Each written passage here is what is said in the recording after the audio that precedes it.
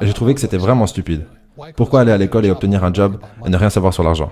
Je ne sais pas vous, mais vous m'avez manqué. Je tenais à vous le dire. Dans cette vidéo, Robert Kiyosaki va vous expliquer pourquoi, selon lui, les gens qui travaillent pour un salaire sont des losers. Pour ceux qui ne le savent pas, mon père riche était le père de mon meilleur ami. Mon père pauvre était un académique qui n'avait que de bonnes notes. Ce n'était pas mon cas. C'était plutôt un élève avec de mauvaises notes dans les bons jours. Mais mon père riche n'a jamais fini l'école, donc il avait un point de vue complètement différent. Ce n'est ni faux ni juste. Mon père riche était un entrepreneur, et mon père pauvre était un prof d'école. Responsable de l'éducation, doctorat, Stanford. Il avait toutes les références académiques. Donc à l'âge de 9 ans, à Hilo, Hawaii, mon père a commencé à m'éduquer. Parce que j'ai demandé à mon prof de CMA, « Qu'est-ce qu'on apprend sur l'argent ?» Il a répondu, « Nous n'enseignons pas sur l'argent. » Et j'ai trouvé que c'était vraiment stupide. Pourquoi aller à l'école et obtenir un job et ne rien savoir sur l'argent? Donc avec ça, c'était la leçon numéro 1. Les riches ne travaillent pas pour l'argent. Ma façon d'enseigner, c'est d'abord d'ajouter du doute dans votre cerveau pour changer votre système de croyances. Et ensuite, peut-être, vous allez pouvoir choisir de nouvelles croyances ou continuer avec vos vieilles croyances. Parce que l'éducation financière, c'est au sujet de ne pas travailler pour l'argent. C'est comme l'une des premières questions que j'avais lorsque j'ai finalement compris ce que mon père riche disait. J'ai dit alors, quand est-ce que je n'aurai plus jamais besoin d'un salaire? Donc mon but n'était pas, vous savez, d'aller sur la lune ou de trouver une cure contre le cancer. Mon travail c'était, quand est-ce que je n'aurai plus jamais besoin d'un salaire? Parce que tant que vous aurez besoin d'un salaire, que ce soit d'un employeur ou comme mon père pauvre, il était tellement effrayé à l'idée de perdre sa retraite de l'État. Et moi je suis là, mais quelle est cette façon de gérer sa vie? Ta retraite? Mon vieux père s'était plus ou moins fait virer. Il a perdu sa retraite. C'était la chose la plus effrayante au monde pour lui, de ne plus avoir de retraite. Après ça, c'était la sécurité sociale, ce qui est encore pire. Donc, c'est pour ça que mon but, lorsque j'avais votre âge, peut-être un peu plus âgé, aux alentours de 25 ans, j'ai dit, mon but est de ne plus jamais avoir besoin d'un salaire, de la part de qui que ce soit, y compris le gouvernement. Je ne veux pas d'assurance santé ou de sécurité sociale. Je disais, vous faites-le, moi je ne le ferai pas. Juste à cause de ceci, c'était la différence.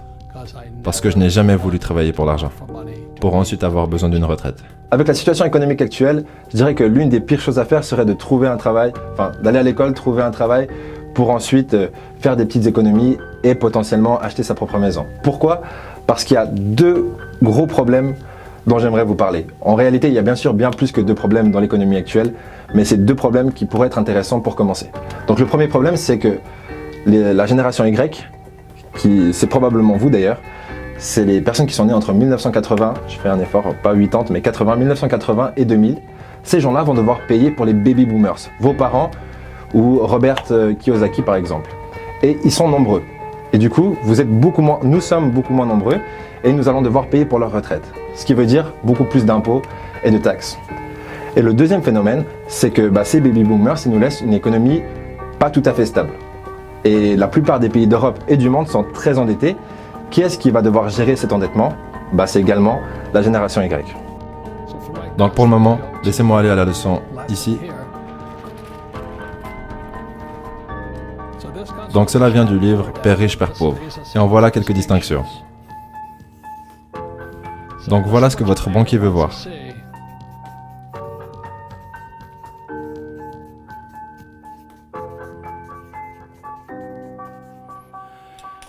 Et fondamentalement, le problème que la plupart des gens font, c'est qu'ils vont à l'école pour obtenir un travail.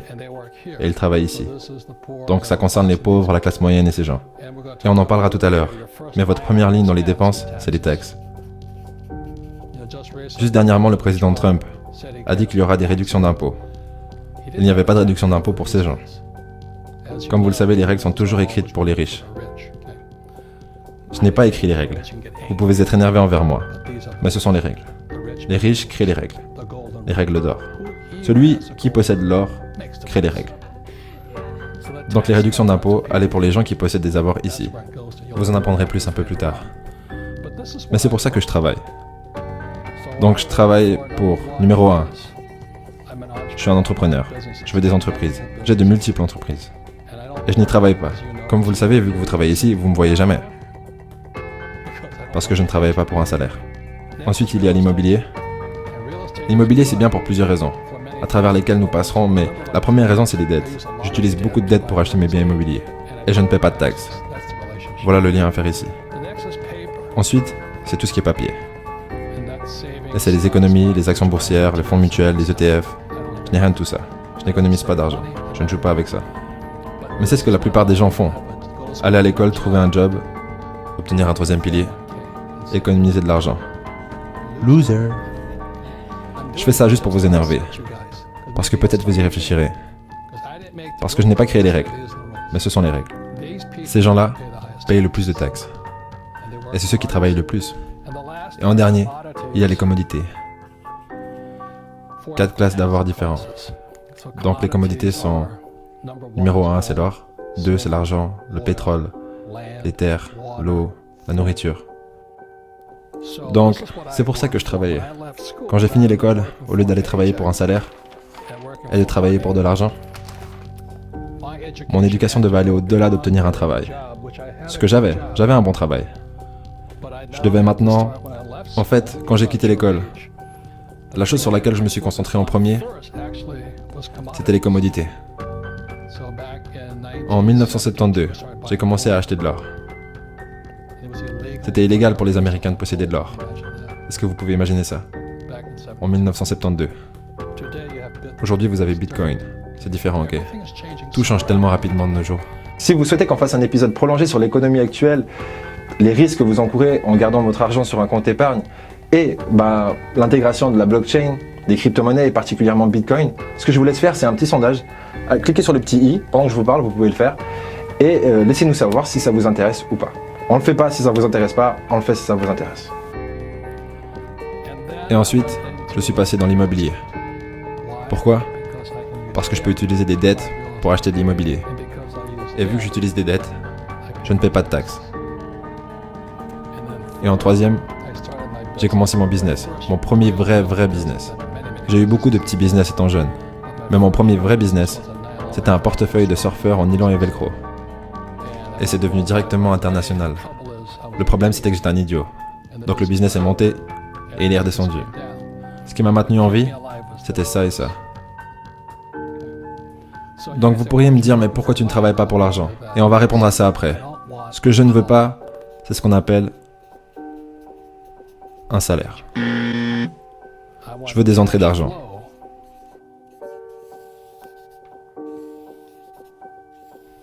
Depuis là. Donc c'est ça que je veux dire quand je dis que les riches ne travaillent pas pour l'argent. Vous voulez des entrées d'argent qui vous font payer très peu de taxes. Et je peux utiliser beaucoup de dettes ici. La personne moyenne qui est allée à l'école, sa plus grosse charge, c'est les prêts d'étudiants bien sûr. Mais c'est horrible ce qu'ils vous font de nos jours. Les prêts étudiants sont les pires dettes qui soient, car vous ne pouvez pas vous mettre en faillite. Ensuite, vous allez essayer d'acheter une maison, et vous allez appeler ça un bien, alors qu'en réalité c'est une charge. Pourquoi? Parce que l'argent part de ce côté.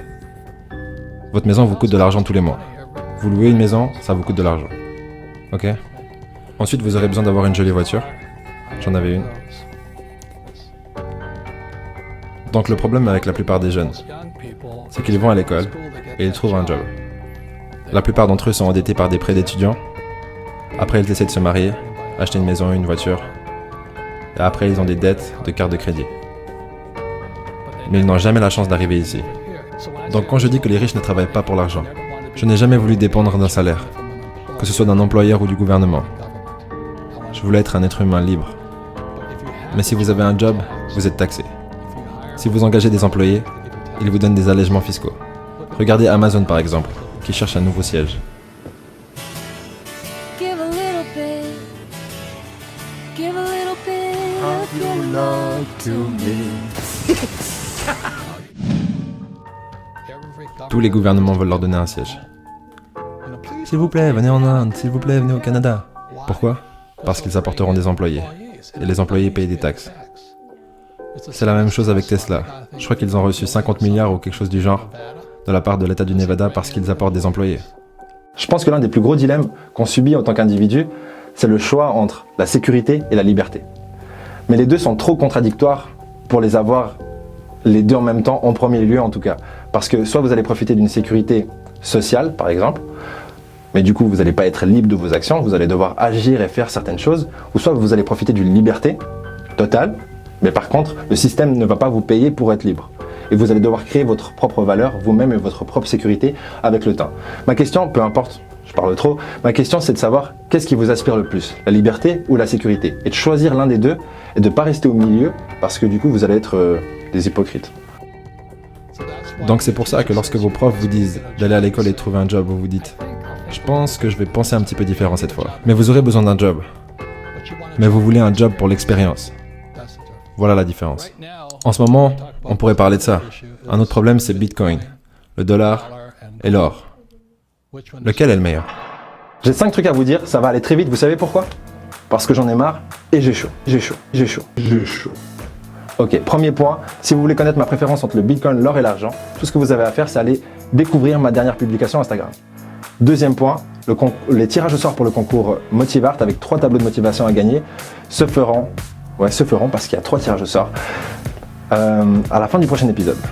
Troisième point, je vous donne rendez-vous sur audible.fr pour découvrir la version longue de cette vidéo avec Robert Kiyosaki et le livre Père riche, Père pauvre qui rentre facilement dans mon top 5 des livres préférés. Et le point 4, il y a énormément de personnes qui nous contactent et avec Ludo on essaie de trouver des solutions pour répondre à tout le monde. On vous en reparlera. Et le 5e point et le plus important, c'est de vous dire que je vous aime. Ça n'est pas très honnête, mais ça l'était. Au prochain épisode. Oubliez les politiciens. Les politiciens sont là pour vous donner l'impression que vous avez la liberté de choisir. Vous ne l'avez pas.